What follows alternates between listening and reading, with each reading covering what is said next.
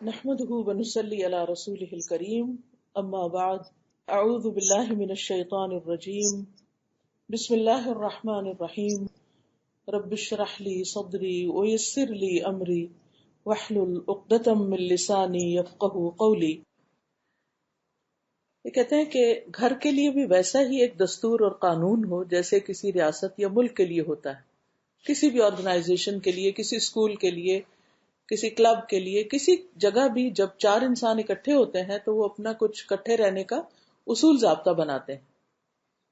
Doctor عبد الکریم بکار یہ شامی شہری ہیں، سیریا کے ایک شخص ہیں، اور معاشرے میں ذات اور اجتماعی تعلق اور تربیت اور اسلامک ریوائول پر ریسرچر ہیں.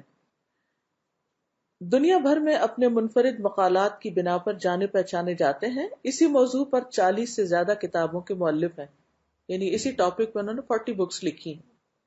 سعودی عرب کی ہر یونیورسٹی میں پڑھا چکے ہیں، یعنی جا کے وہاں پر لیکچرز دے چکے ہیں. کئی ٹی وی چینلز پر اپنے اختیار کردہ شعبہ کے بانی اور سینکڑوں رسالوں اور اخبارات کی جان ہے. وہ کہتے ہیں کہ والدین ہرگز اس بات کے انتظار میں نہ رہیں کہ تربیت گاہیں اپنے فرائض پورے کر کے ان کی اولاد کو اچھا شہری بنائیں گی. یعنی اسکول، یونیورسٹیز کے اوپر آپ یہ مت سوچیں کہ وہ آپ کے بچوں کو اچھا انسان بنا دیں گے. انہیں خود اس ذمہ داری کو پورا کرنا ہوگا کہ انفرادی طور پر اپنے بچوں کو معاشرے کا ذمہ دار فرد بنائیں. یعنی یہ ہم میں سے ہر ایک کی ذمہ داری ہے. کیا ہی اچھا ہو کہ والدین گھروں میں ہی کچھ ایسے ہلکے پھلکے قانون بنا دیں جن پر عمل کر کے بچوں کے کردار میں پختگی آئے اور ان میں احساس ذمہ داری پیدا ہو. تو کیا کریں؟ گھروں میں کچھ ایسے ہلکے پھلکے قانون بنائیں کہ جس سے وہ ان کے اندر احساس ذمہ داری ہو. ساتھ ہی انہوں نے اس ضمن میں چند لاہ عمل طے کیے ہیں، یعنی کچھ چیزیں بتائی ہیں. والدین کو ان میں جو مناسب لگے وہ اختیار کر لیں یا ان میں کچھ کمی بیشی کر لیں. نمبر 1، گھر کے اصول یا قانون کیا ہیں؟ گھر کا ہر فرد نماز کو اس کے وقت پہ ادا کرے گا. یعنی دس از اے رول. جیسے کلاس روم رولز ہوتے ہیں، ایسے یہ بھی رولز ہیں کہ گھر کا ہر شخص نماز کو وقت پہ ادا کرے گا. نمبر 2، برائے مہربانی اور شکریہ کے کلمات بنیادی ضوابط ہوں گے جن سے کوئی بھی بری نہیں ہوگا. ہر ایک کو شکریہ بولنا ہوگا اور ہر ایک کو پلیز کہہ کے بات کرنی ہوگی. نمبر 3، کوئی مار پٹائی، کوئی گالم گلوچ اور کوئی بھی لان تان والی ایسی بات نہیں ہوگی جس سے بدذوقی کا احساس ہو. یعنی گھر میں فاؤل لینگویج یوز نہیں ہوگی. اگر اصول بن جائیں گے نا، پھر جب کوئی شروع کرے گا تو کیا ہوگا، اس کو سٹاپ کیا جائے گا. نمبر 4، اپنے محسوسات اور خیالات کو ادب اور احترام اور وضاحت کے ساتھ بتا دیں کہ آپ کی ایکسپیکٹیشنز کیا ہیں. How do you feel. دوسرے کو بتا دیں کہ آپ کو کیا چیز اچھی نہیں لگتی. مثلا آپ سو رہے ہیں تو آپ کو نہیں پسند کہ کوئی آپ کے کمرے کی لائٹ کھول دے یا کوئی شور کرے باہر، یا جو بھی آپ کے رولز اینڈ ریگولیشنز ہیں. یا یہ کہ آپ ایک ٹائم فکس کریں کہ ہم عصر سے مغرب کے بیچ میں آدھا گھنٹہ 15 منٹ ہم بیٹھیں گے اور ہم سب مل کے کوئی اچھی کتاب پڑھیں گے، بک ریڈنگ کریں گے یا قرآن پڑھیں گے یا جو بھی، ان کے ساتھ رولز بنا لیں. نمبر 5، جو کوئی بھی جس چیز کو دروازہ، کھڑکی، ڈبہ، پلیٹ کھولے گا اسے بند بھی کرے گا. کچھ گر جائے تو اسے خود اٹھائے گا، یعنی گر گیا تو امی اٹھا لیں گی پیچھے سے، اور اس جگہ کو اس سے زیادہ صاف کر کے چھوڑے گا جیسے پہلے تھی. کچن میں کام کیا، چائے بنائی، دودھ گرم کیا، کچھ بھی کیا، اس جگہ کو کلین کر کے ہٹے گا.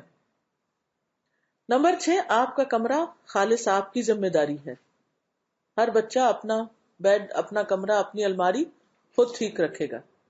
نمبر 7، جو کوئی بات کرے گا اسے ٹوکے بغیر سنی جائے گی، یعنی دوسروں کی بات سننے کی عادت ڈالیں اور بات کو درمیان میں سے کوئی نہیں کاٹے گا. نمبر 8، گھر میں داخل اور خارج ہوتے ہوئے سلام کرنا ہوگا. نمبر 9، گھر کا ہر فرد روزانہ قرآن مجید سے ایک حزب کی تلاوت کرے گا. آپ مقرر کر لیں، ایک پیج کرنا ہے، ایک پیراگراف کرنا ہے، ایک آیت کرنی، جو بھی کرنا ہے سب کے اوپر لازم کر دیں. نمبر 10، جو ہم سے ملنے آئے وہ ہمارے قوانین کا احترام کرے. یعنی اگر کوئی اور گیسٹ آ کے، بچے وغیرہ گھر میں ہوتا ہے نا کہ ہم خالہ کے گھر جا کے رہتے ہیں یا کوئی، ان کو بھی ان قوانین کی پابندی کرنی ہوگی. جیسے آپ دبئی میں آتے ہیں تو دبئی کے قوانین کی پابندی کرنی ہوگی. نمبر 11، گھر کا کوئی بھی فرد اپنے کمروں میں جا کر کچھ نہیں کھائے گا. نمبر 12، رات کو جو بھی ٹائم مقرر کریں اس کے بعد کوئی بھی نہیں جاگے گا، سب بچے سو جائیں گے. جیسے ہمارے والد عشاء کی نماز ہوئی اور سب لائٹس خود آف کرنا شروع کر دیتے تھے. نمبر 13، اسمارٹ فون اور ڈیوائسز صرف اس وقت سے اس وقت کے درمیان ہی استعمال کی جائیں گی، اس کا بھی ٹائم مقرر کریں. نمبر 14، والدین کے لیے احتراماً کھڑے ہونا، ان کے سر پر بوسہ دینا یا ان کے ہاتھ چومنا ضروری شمار ہوگا. یعنی بچوں کو یہ لازم عادت ڈالیں کہ وہ ماں باپ کے ہاتھ کس کریں یا سر پہ چومیں یا کچھ بھی، تاکہ اگر کوئی ڈانٹ چانٹ بھی پڑی ہے تو پھر وہ معاملہ بگڑے نہیں، پھر قریب آئیں.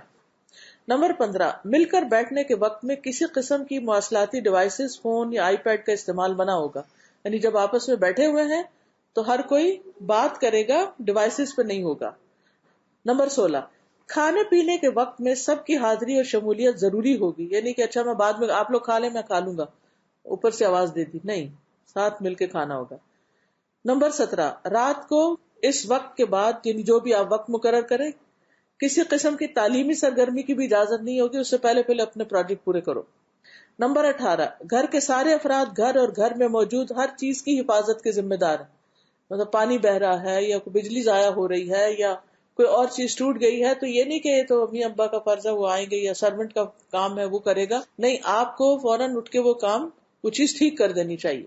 نمبر 19، اپنا کام ہر کوئی خود کرے گا، کوئی کسی دوسرے پر حکم نہیں جھاڑے گا. ہاں مگر گھر کے سربراہان اپنا کام کسی کو کہہ سکتے ہیں، یعنی اما ابا کہہ سکتے ہیں. نمبر 20، خاندان اور اس کی ضروریات کسی بھی دوسری ضرورت پر مقدم اور پہلے کی جانے والی شمار ہوگی، یعنی پہلے فیملی بعد میں کچھ اور. نمبر 21، کوئی بھی کسی کے کمرے یا علیحدگی والی جگہ پر دروازہ کھٹکھٹائے یا اس کی اجازت کے بغیر داخل نہیں ہوگا. بچوں کی بھی ایک پرائیویسی ہوتی. ڈاکٹر محمد راتب نابلسی کہتے ہیں کہ میں نے اس مضمون کو بہت مفید پایا ہے.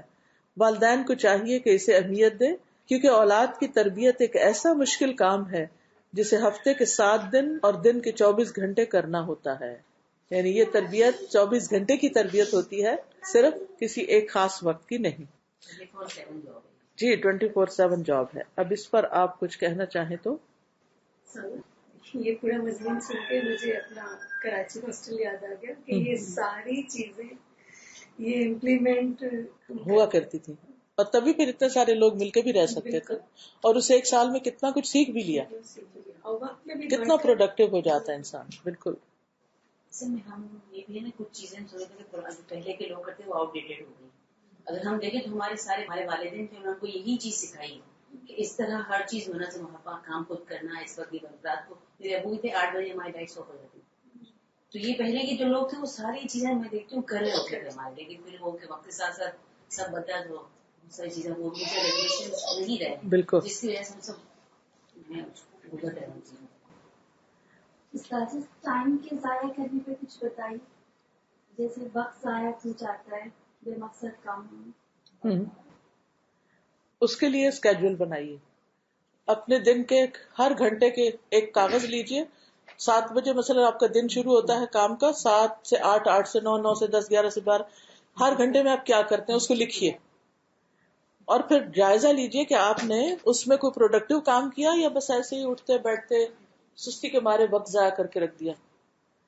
ہاں. اور کل جیسے کوئی کہہ رہا تھا کہ میرا بچہ جو ہے اس کے اندر یہ عادت آ گئی ہے کہ وہ شیئر بہت کم کر رہا ہے، چیزیں جو ہے وہ شیئرنگ بہت کم ہو گئی ہے.